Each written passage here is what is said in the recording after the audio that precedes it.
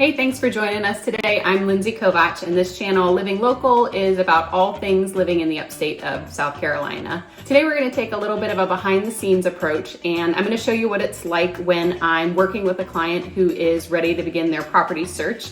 And we're really going to dive into some of the data and numbers to help clients have an understanding of what's happening in the housing market in the area and set expectations for what the home search process is going to look like. At the end of the video, I'm going to share with you the 3 key data points or indicators that I review with my clients when preparing them for their home search and offer. Before we dive into the numbers and the search process here, one thing you need to remember is that real estate is a hyper-local market. That means what you hear that's happening in the national news or your relatives' property value across the country is very different depending on where you live. Here in the upstate of South Carolina, real estate is still appreciating higher than the national average, and we are seeing properties in some areas still sell very quickly. Certain neighborhoods in Greenville, like the one that we're going to look at today, are still very competitive. So you'll need to know this data to be ready to make a competitive offer. Let's dive in. So for today's behind the scenes look today, we are going to look in one particular neighborhood, that's Gower Estates. So this search that we're doing is for a client who is interested in relocating within Greenville, and they've selected one specific neighborhood area that they want to focus their search on. So Gower Estates is a popular subdivision in the greater Greenville area. It is centrally located to downtown Greenville. It's close to 385 Lawrence Road. Cleveland Park has great proximity to the downtown Prisma hospital system. And this neighborhood is a little bit older. It has really mature, larger lots, older homes that have been updated and are just nice, large size and good feel in terms of lot size. So this is what the system looks like on my end when I'm either entering a property, searching for a property, or setting a client up on a search. For this search, we'll do, this is a residential search. We are going to, I've already entered it here, but we'll retype in Gower Estates as the subdivision. Since we know that we're looking really specifically right now, it's a tight search for that particular area. And then under status, first we're going to start and see what's active, what's currently on the market in this particular area. And we can see up here that there's only one active property. So let's take a look at what that one looks like right now. So from this first screen, we can just see general information, address, location, list price, bed bath size, property, and lot size. This lot 0.22 is a little bit smaller than what is traditional for that area. Age of the home, 1960. So I think this one has actually been renovated, but this is typical of the age for that neighborhood area. So next we'll click on the home and let's just see a few more photos. This brings us to all the specific details about the home.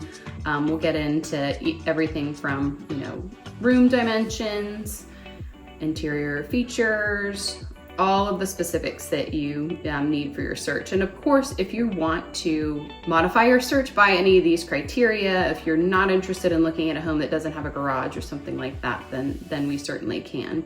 But let's take a look at the pictures and see what the property looks like. So no garage on this one, nice exterior, looks like updated siding. And just based on this first picture, this does look like this is a flip property in the area. Looks like it's nicely staged, modern, clean, freshly painted. Looks like a great home.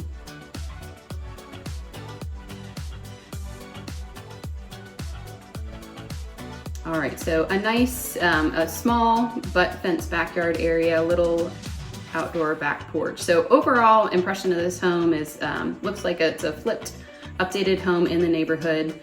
Is maybe priced a little bit high at $600,000 for the size, but I think it looks like they did a really nice job on the finishes. So if this particular property then isn't of interest to the client, that's okay. This is just a little bit of information, but let's see what's sold here recently for a little more data. So we're gonna go back and instead of active, we're gonna type in sold, and we're gonna make sure that we have a date range for that, and we're gonna keep it to that 12 months back. So you can see here, now we've got 21 different properties to take a look at. So that gives us a little more data. So let's click on the search. Now, if we were only interested in properties that had a certain bed bath size or a certain square footage, we still want to look at, maybe not quite at 21, but we still want to look at properties above and below those numbers to give us an idea of some of these data points. So the three big things that I'm going to look for here are going to be your list price in this column, sold price in this column over here. Days on market is going to be really important here. That's days on market until the property is under contract. And then the last one is your price per square foot. Now, price per square foot is a data point that a lot of people really, who are numbers focused, like to use. One thing you have to just note for price per square foot, you can see it's a range, and that price per square foot is going to be a range based on size. So you can see here a property that's 2,600 to 2,800 price per square feet is 292 versus 18 to 1,900. This is 324. So you want to have an idea of the average and the range for a property that size. Now this is going to vary. Your price per square foot is going to vary depending on age, condition, updates, etc. But it's a good indicator number. You just really need to be cognizant of the size of the property, because the smaller the property, the higher the price per square foot.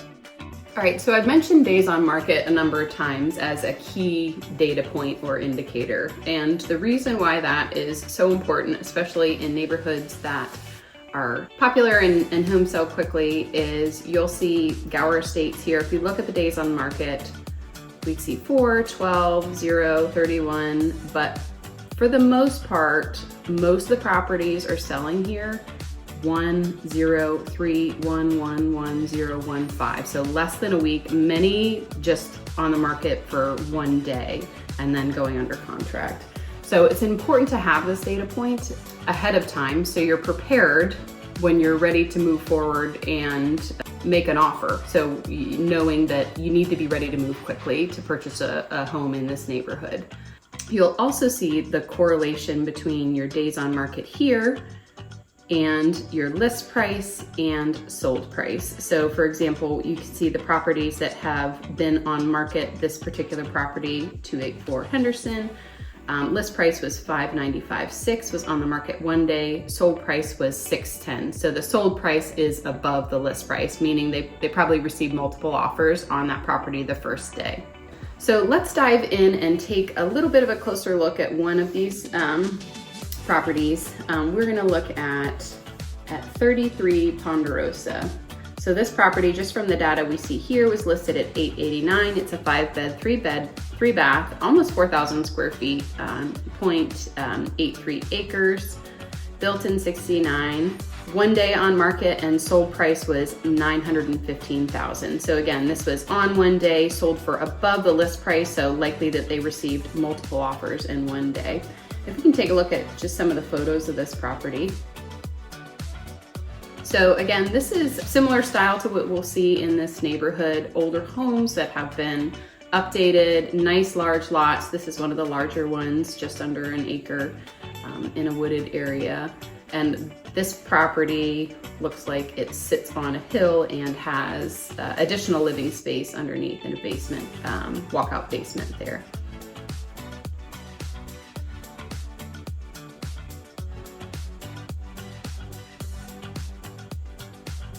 A lot of nice yard space. And there's that walkout basement with more square footage and stream down there.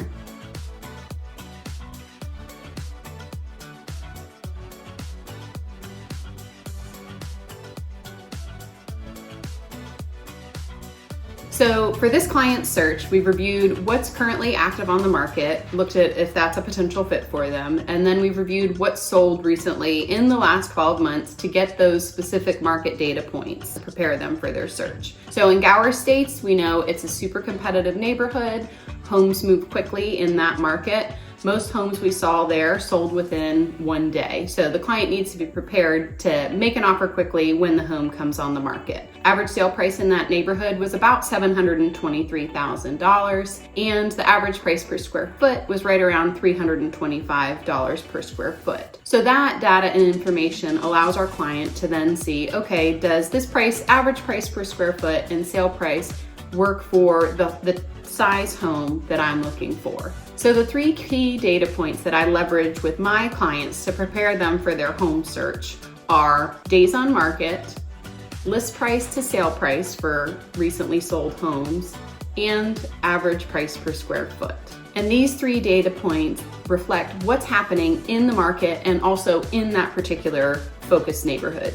In the real estate market, we know that supply affects demand, that the market is going to dictate the price, and that the market is variable. It's variable depending upon the season or the neighborhood, the region. The home buying process can be emotional and stressful at times. So by gathering these data points on the front end, we have the information we need before we even begin looking at photos or opening up front doors. There's no time that is too early to start gathering this information. So if you're thinking about a move in the upstate of South Carolina and you want data about particular areas or neighborhoods, reach out to me and I can start to pull some of this information for you.